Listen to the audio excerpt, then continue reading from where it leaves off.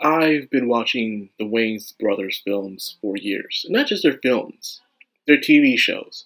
I remember the Wayans brothers TV show, the two ones that are always doing projects together. I remember when they did their movie Don't Be a Menace.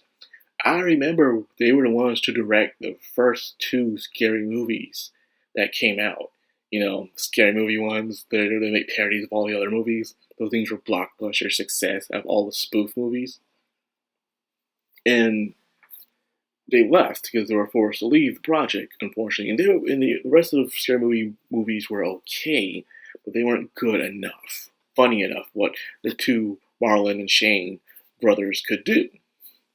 But then recently I heard that they're coming back to make a new scary movie.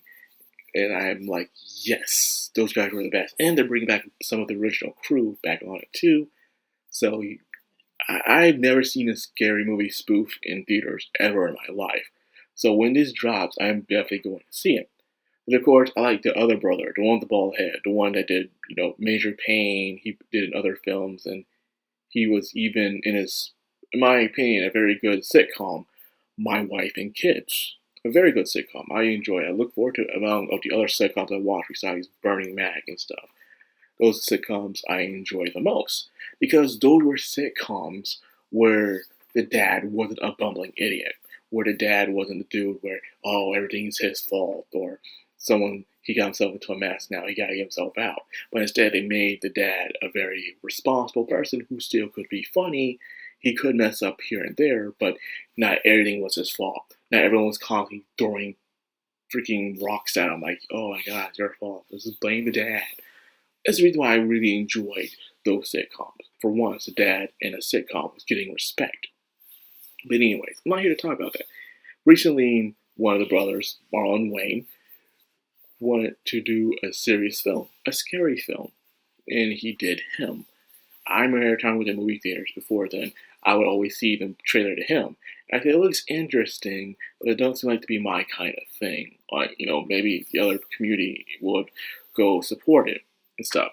So recently, I said I will wait and hear reviews about it first by certain people who will spoil it for me. I don't mind being spoiled about things. If a spoil ruins a movie for me, then the movie itself was not good enough. That's just how I feel about it.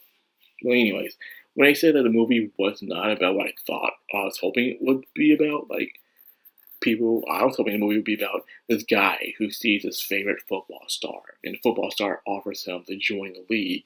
But in order to join the league, he must sell his soul.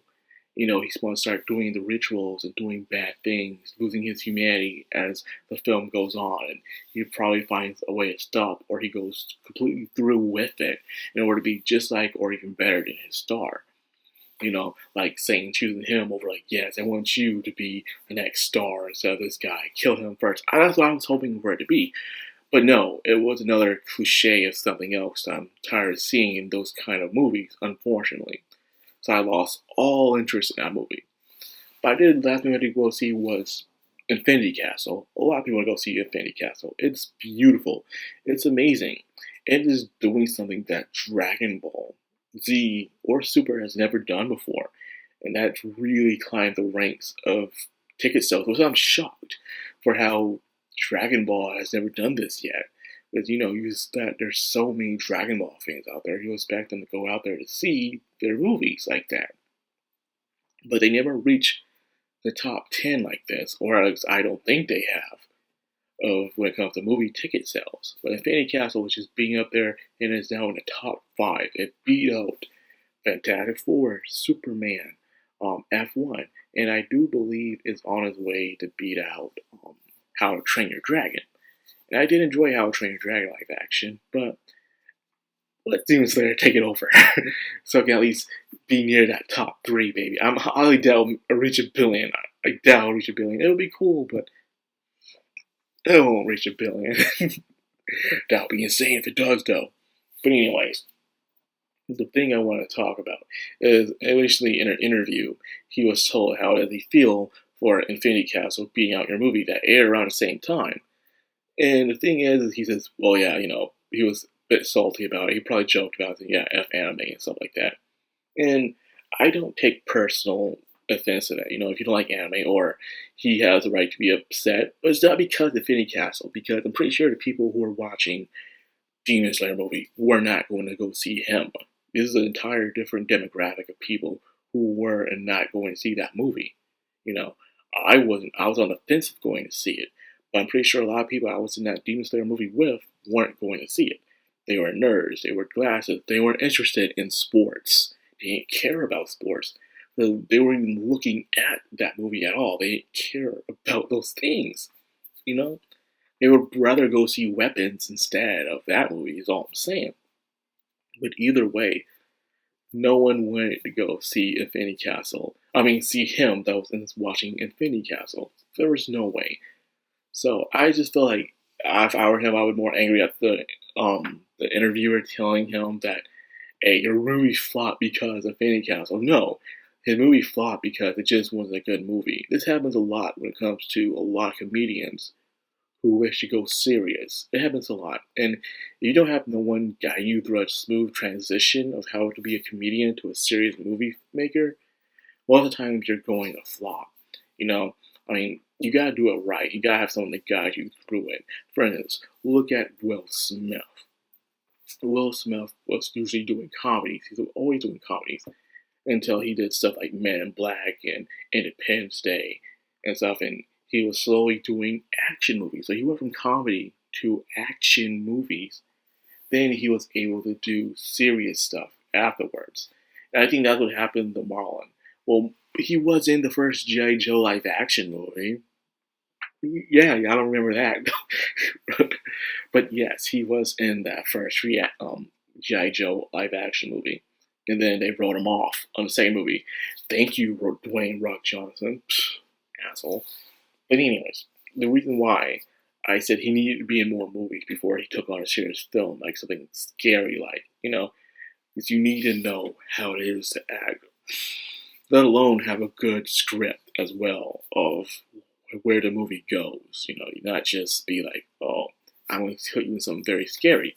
Chris Rock tried to do that when he was in one of the Saw spinoffs. It was called Spirals. It didn't do so well, apparently. And Chris Rock himself was trying his best to be a serious actor, but he was just in a bad film, I guess. Next, however, Will Smith did right, like I said. Will Smith went to I Am Legend. He went to 7 Pounds. He did The Pursuit of Happiness. He kept doing those serious films. He had some flops along the way, but most of the stuff he did was good. But before then, he did stuff like I, Robot and stuff. And where the Point of Interest, whatever the heck that movie was called, I lost count. But he did a lot of action films. Then there are some comedy actors who can prove they can jump across the border without even trying. People like Adam Sandler. Adam Sandler was able to actually make uncut gems. And he also did The Astronaut, what I did enjoy as well. A lot of people don't like The Astronaut. I like The Astronaut. But either way, he was in a film where he wasn't a comedian, but just some guy. In Uncut Gems, he was a scumbag. In The Astronaut, he was a spaceman with going through therapy with a space spider. Yeah, so a space spider. Weird, right? But either way, it proved that he could do serious films that can be good, but that's not what he cared about. He just wanted to do comedy, and there he is. So reflect his risk. He went back to making comedy again. I wonder if he can make a Little Nicky too, because he just did Happy Gilmore too. So I'm gonna do Little Nicky too. That'll be interesting. So, anyways, it's hard for a comedian, like I said, is to go into a serious film without proper direction and guidance, and it's not his fault or Demon Slayer's fault. Things that happen. It's just one of those films people just weren't going to see. Like The Rock's film, Smashing Machine. All the critics were sucking that film off, saying how amazing it was, how great it was. But yet it's his lowest box office film. At the end, you gotta experiment. You gotta take some risks. You gotta see where you stand, where you don't, where you want to be, and where you don't want to be. And that's what Marlon has to do. He has to find his place, his footing. He needs some guidance. Tell him what film to go to, how to act in it, and then practice. Sure, this one will flop, but you gotta try on to the next one, and then the next one. You gotta keep trying. Don't give up until you find your footing. And then eventually, people are like, oh yeah, you do some good serious films, Marlon Wayne. Good job. Just give it time. You have this flop, but it doesn't mean the rest are gonna be flop. You just gotta keep taking those risks and as well strategize. Fortune favors those who are prepared. But anyways, that's like our first video. Just want to just make it because it's not very interesting. Something I want to talk about, and clear things up out of my mind. So anyways, if you enjoyed the video, like, comment, subscribe, of course, hit that bell icon. This is the Madcrownxox, signing out.